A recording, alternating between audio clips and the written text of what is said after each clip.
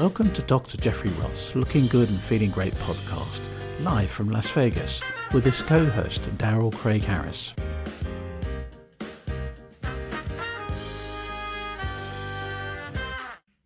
All right, we're back. This is Dr. Jeffrey Roth, your board-certified plastic surgeon in Las Vegas, Nevada, and here we are at it again. It's crazy, and we should say that we just reached 100,000 downloads. It's just very exciting. It's very exciting. So thank you guys very, very much for downloading this and telling your friends. And even if you're leaving it on for the dogs to listen to during the daytime, we'll take it. So, and honestly, if you have things that you want to hear on this program, please let us know because we love questions and we love answering stuff. So please go ahead and contact us and we'll get it on there for you. Yeah, it's important, I think, to keep in touch with what people want to hear. And we try to stay topical, but there's always other questions that we come. We drift a lot, but that's okay. So okay. It's all good. It's all right. One of the things we wanted to talk about today was protecting your investment, which is basically post-surgical, having your procedures. How are you going to protect what you spent all that money on? Right. Let's talk about that. Sure. I look at it really as you say, an investment, especially here in Las Vegas, that is the glitz and glamour. And often these folks that are on the red carpets or that you would see on billboards, and we take care of a lot of those folks, but we also take care of a lot of soccer moms and quote unquote regular folks too. But the whole idea is if you're going to make this commitment, make the commitment so that you get your best result. And I say in our rooms all the time, I say, you have to get your universe ready for what we're doing here. So in other words, make sure you have enough time off of work, make sure that you have grandma come in and take care of the baby, make sure you have all that together and get your ducks lined up in a row so as to get the best result possible. Right. And so when you're initially meeting with a patient or potential patient, that's probably a big part of what you talk about. I mean, just to have because you want the best outcome, of course. Sure. Now, some guys will go ahead and gals will go ahead and see patients every 7 minutes. And okay, I've never been that guy. Right. Much to the chagrin of my office manager. Yeah, I've been involved actually a couple of your consults. What I really liked about it was you really listen and you take the time to like you said, some of the doctors I think maybe they just kind of shuffle. Yeah, everybody sets up their practice differently and they get good results and all that, and that's fine. We kind of have a quote-unquote boutique practice, or I guess that's the word nowadays, or bespoke practice. I've been doing the same stuff for a couple of decades now. So, but basically this is what I want to hear. Okay, well, doc, I want X, but I kind of want to dig into a little bit of the why do we want X, because that helps me a lot, whether it is somebody who wants their body back after 3 kids, or if it's somebody who is new to town and basically wants a job as a server or cocktail waitress, pool VIP hostess, that kind of thing. So it really sort of depends on what you have going on, and so we take a lot of that into consideration, and oftentimes we'll tell people, hey, you're not ready yet, and the universe will tell you that too. Not to get metaphysical, but basically is we've had people come in 7 years after their first consult, 6 years, 5 years, and they say, well, doc, I got a divorce, now I have 2 kids, blah, blah, blah. And it's a good thing I didn't do it then, right. And I'm ready now, and let's do X, Y, and Z. And I think that, that would give us a better result nowadays. So again, we try to go ahead and get into all of that and set them up for success. So for me, things have to be, it's elective surgery, right? So we have the luxury of time. Okay. Right, so exactly. A gunshot wound to the chest, you got to move. Okay. A cancer, you got to move. So 2 things. It's got to be safe. Okay. Now we have to provide a safe space, a safe place to have it done, which is why we go to a certified surgery center. We bring a board certified anesthesiologist with us who is with them the entire time, et cetera, et cetera. They have to be safe as well. We're talking about smokers. We're talking about people that have Schedule II narcotic issues. We're talking about people that, oh, by the way, they put me on a blood thinner because I threw a clot last week. So we have to make sure that the patient's safe. And then it has to be effective.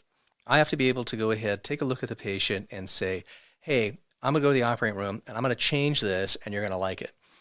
And if I can't afford that change, then I would say, hey, this isn't going to work, or I'm not your guy. Right, because they're making a big commitment. Yeah, and I tell basically every patient, this is a year thing you're signing up for. Because, again, on the internet or whatever, they think that they can drive through on a Friday and be back at work, on Monday. And the answer is, well, the body doesn't work that way.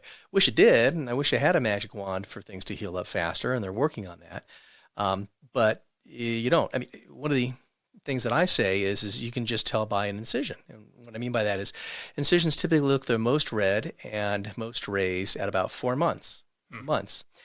And they usually look nicer at about 10 months. Why? It's because the collagen is disorganized at 4 months and heaped up, and then it smooths itself out over 10 months. But for most of our operations, we operate on the inside as well as the outside, meaning we make a small incision to put a breast augmentation device in. We make a incision, but then for our tummy tucks, but then we're also putting the muscles back together, we're taking tissue out, etc. So it's not just the incision that you see on the outside, that's kind of the tip of the iceberg, but really there's healing going on within as well. And so that goes along with time. And we see people a lot, and we'll tell them, okay, now you can walk around your neighborhood without your dog. And now you can do 3-pound weights. Now you can X, Y, and Z. And we take care of a lot of athletes. I know you know that, and any listener of mine knows that. And we've had 3 of our patients on the cover of Sports Illustrated, and they always want to go back too fast. Right, and we were talking actually just the other day about the scarring. Do you find people have a misconception about how quickly scars are going to heal? Is that one of the big concerns when you're talking? Well, we're always talking about scars. As plastic surgeons, we still make incisions, we still make scars. And we're not wizards, although some people think that, I think. But basically is from a incision making point or a scar point, we try our best to hide them in places that people would normally expect a change. For example, around the areola, around the nipple areola complex, there's a shift between dark and light. And so you can put an incision there because people expect to see a shift. Or in the inframammary fold where there's already a crease, and so you hide them in a crease. One of the nice incision lines that we plastic surgeons like to do is when you do eyelid surgery, because you actually hide it in the crease that people normally have.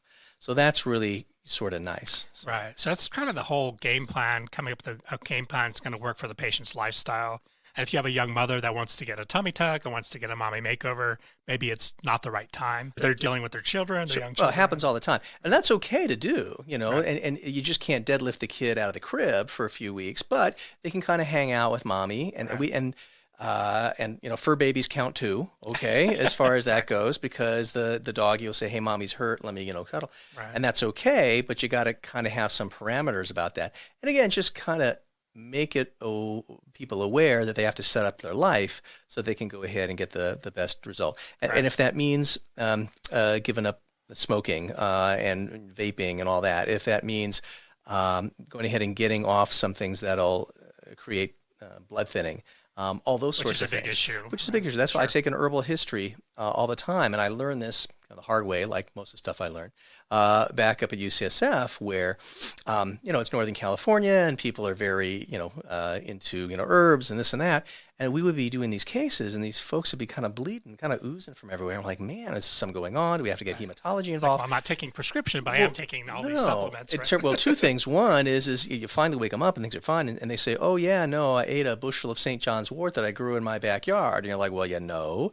Or the Asian population, and again, in San Francisco back then, 1/3 of the town was Asian, and so many of them went to their traditional medicine doctor herbal medicine, right in Chinatown, and sometimes that stuff really works, and sometimes it will thin out the blood or do other things. So I've learned to take a traditional medicine history and herbal medicine history, and people sometimes don't realize what can cause. Yeah, you really have to be a detective. Bruising and bleeding.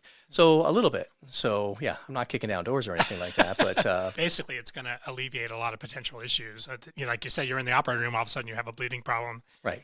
And it's just it's more annoying than anything else. But yeah, but that's the thing is that's I keep harping on. It's important, in my opinion, to go to a board certified plastic surgeon.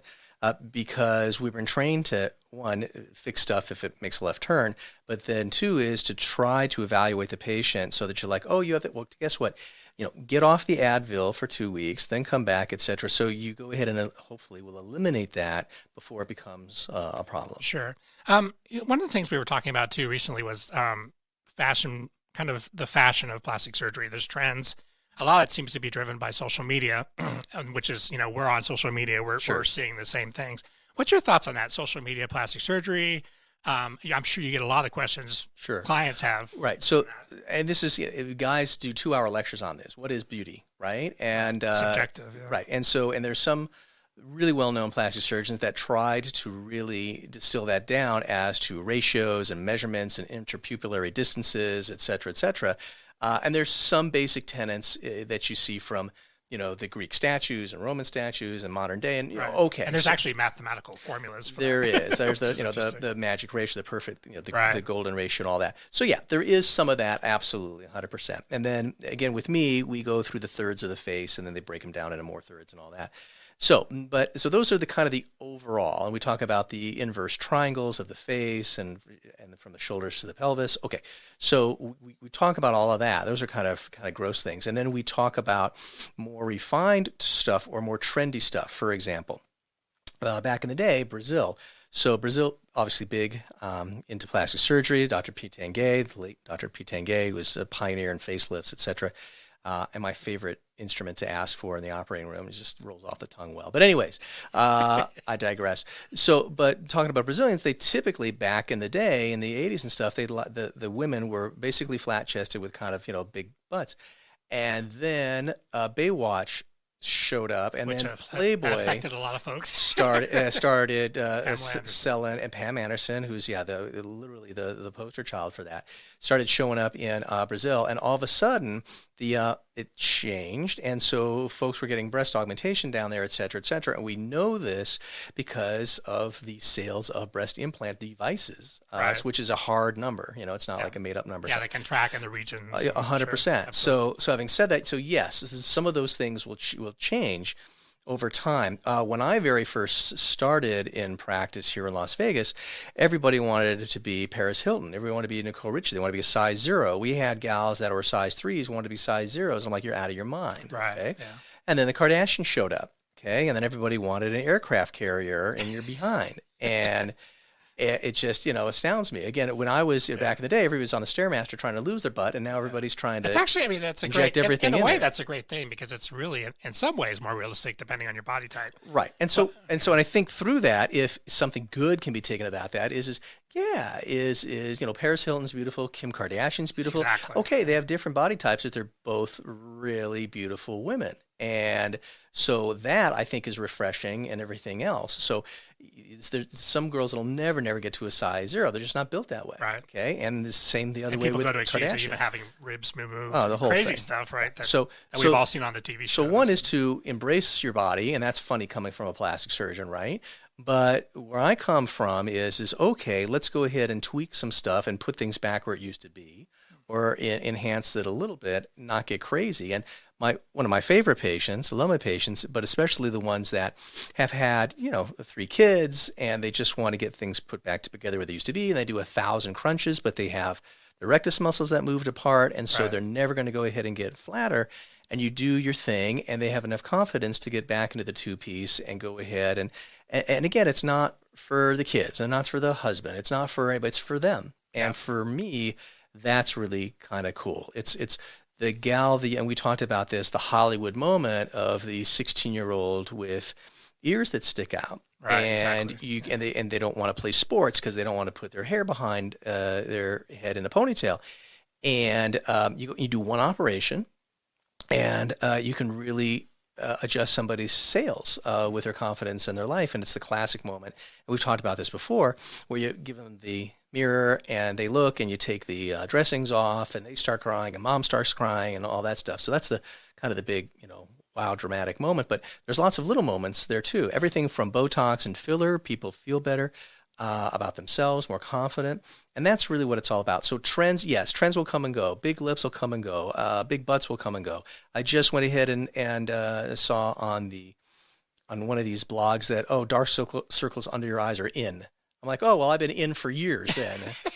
So your circles aren't that bad. that's right. Yeah, no, yeah, right. So yeah, I got a tear trough you can drive a truck through. But anyway, so it's part of that'll who come you and go. are. Right. So, but having said that, is yes, we can make little twists and twists and little tweaks, and I think help a bunch of folks. I would stay away from big movements in trends and everything else like that. And also, if you're going to go in for a trend, kind of make sure it's reversible. Right. And one of the things we've talked about that before, but one of the things was the Brazilian butt lift, which is very popular. It's a procedure you don't personally feel comfortable doing. Yeah. And that was definitely a trend. Yeah. It still is, I guess. And still is. Well, a couple things with that particular, and again, we can do an hour on it. But basically, this is one, if you're going to go get that done, go to, again, a board-certified plastic surgeon that knows anatomy, knows what they're doing, has taken the class, et cetera, et cetera. Don't go into the back of a tile shop. That's been done here in Vegas. Don't go to a no-tell motel and have them put Fix-A-Flat into your butt, et cetera. This is your health.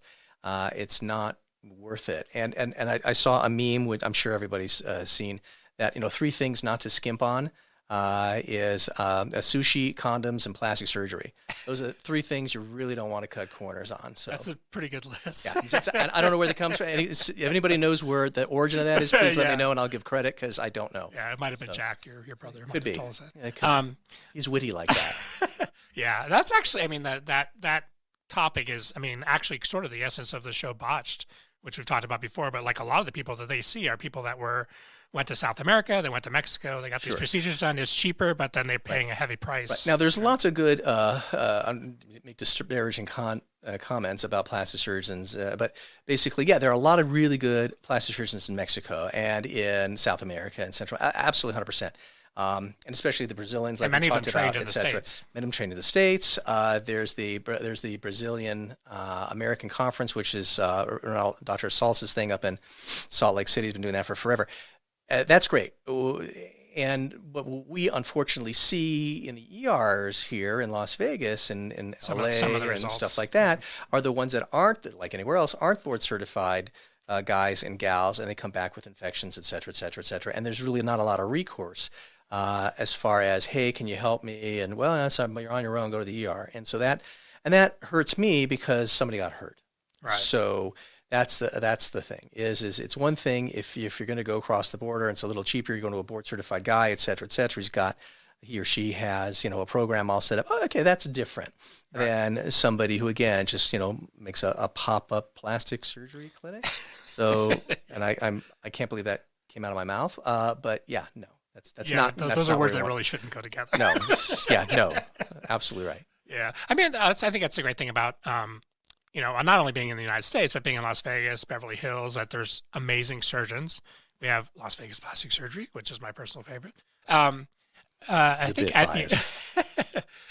but also too, the board certified aspect is something that we've talked quite a bit about, but that's super important, right? Yeah. So, we talked about the qualifications and what that little piece of paper means, how hard it is to go ahead and get there and get through and see so many things. That's why the program's so darn long, so that you can see how things present. And again, more importantly, even before they're a problem, try to sniff out something that would potentially be a problem. Right, exactly. And I think also too, something I like, because I've actually attended now a couple of different surgeries with you, and building your team and having a great team is an important aspect of what you do. Oh, 100%. So yeah, just like any physical activity, right? Whether it's playing basketball or surgery or whatever it might be, it's a lot better when you have a great team around you. So when you're running ball, you're playing ball, and you cut to the basket, and the guy's going to give you a bounce pass right where you want it, and some layup. Yeah. That's easy, as opposed to you cut through and the ball doesn't come, or if it hits you in the ear, and you're just like, well, huh?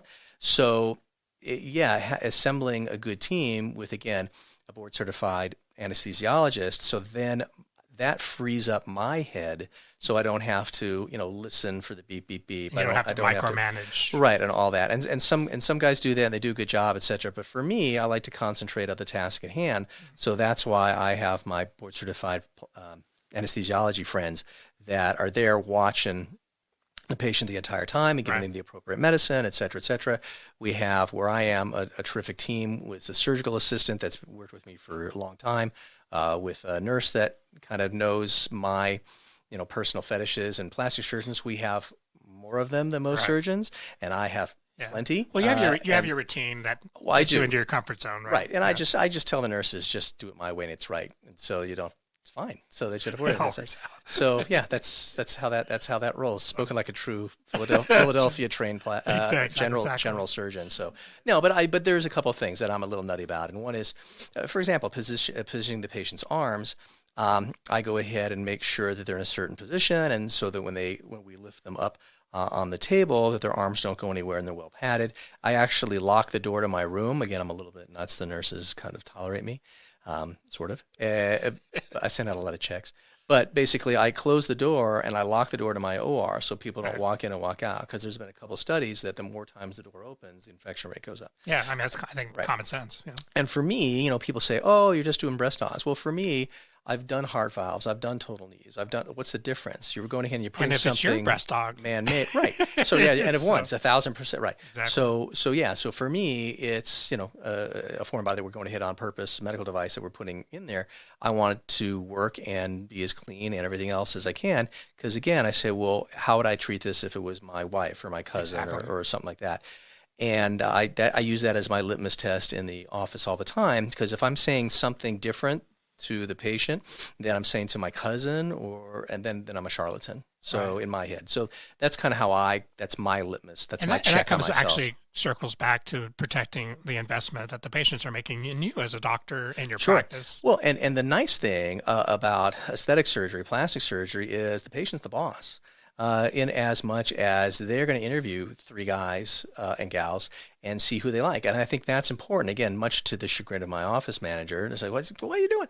But I said, well, let them see, 3 folks, because I think that they have to like the doc and they have to like the office staff. Because it's a new relationship. Right, because you're going to be getting into that for at least a year as I look at it. So I think that that's important. And some people like, certain things. I'm more warm and fuzzy. Some people don't like that, and that's okay. And so they can go to the, the guy that's more like House. And okay, so there's all sorts of different docs. I liked House out there. So, So he would be an HR nightmare. That guy. Exactly. So, can you imagine? Actually, I got trained by a couple guys like him. So you've come across a few. But now, I think you can't get away with that stuff anymore. So yeah. How can people find you online, social media? Sure. Oh, yeah. So we're all over the place. So our home base, if you will, is a website, which you can find at www.jjrothmd.com. That's jjrothmd.com. And then social media. We continue to increase our presence there on Instagram, Facebook, Twitter, we have LinkedIn, TikTok. I don't know. They more platform. MySpace. I think we have a MySpace page. I don't know about MySpace. Back in the day. So Friendster. I'm not really sure. So Reddit. Carrier Pigeon. Oh, so okay. But anyway, so no, we're all over the place. So yeah, primarily I think Instagram, Twitter, Facebook. Don't you think? So and also too, we would definitely encourage people to send us their questions. Absolutely. So so please, if you have questions, and we get questions, and we get lots of questions, and we love them, and we actually respond to them, and sometimes they're very challenging, and I'm like, oh, well, that's interesting. Let me go. Sometimes I don't know something. I'm like, wow, that's cool. Yeah. Let me go ahead and figure that out. Let me call or email somebody who is the expert in that spot. You're and always learning, right? I get to learn something. Yeah, no, you have to continue to learn. In medicine in general and plastic surgery in particular, I had a professor of mine I've mentioned him a few times, Dr. Gil Gradinger, and he took me aside once, and he had 40 years of plastic surgery experience and up at UCSF, and he said, Jeff, he says, if you get bored in plastic surgery, you're not reading enough. Mm-hmm. He says, because guys and gals are pushing the envelope. It's constantly changing. Especially the microsurgery, reconstructive folks, especially the craniofacial folks. But even in the aesthetic space, there's always a new machine. There's always a new technique. There's always something new. And some of them are great and some of them not so much. Right. But you have to be on top of that and see kind of where things are going. So. Yeah, that's great. Yeah, always keep learning. I mean, that's definitely, I think that's just a key rule in life, right? Absolutely. So, yeah, I tell everybody in earshot of me, don't stop learning. Education is portable, and they can't take it away from you. Exactly. Thank you, everybody, for joining us. And we have some fun guests coming up on our next episode. Absolutely. And then one more thing. Thank you very much to the Shure microphone people that actually try to make me sound good, and that's a tall order. So thank you for that. Yes, and also to Nigel in France, who is our post-production guy. Sure. We have a great team, and Alex, our engineer. So we appreciate Absolutely. everybody and all around. And we're here at, again, and Mark Chinook's of The Space, and so we appreciate those guys as well. Yeah, absolutely. Have a great day, everybody. We'll talk to you soon. Thank you so much for joining us. For further information, please visit the podcast website link for Dr. Jeffrey Roth. See you next time.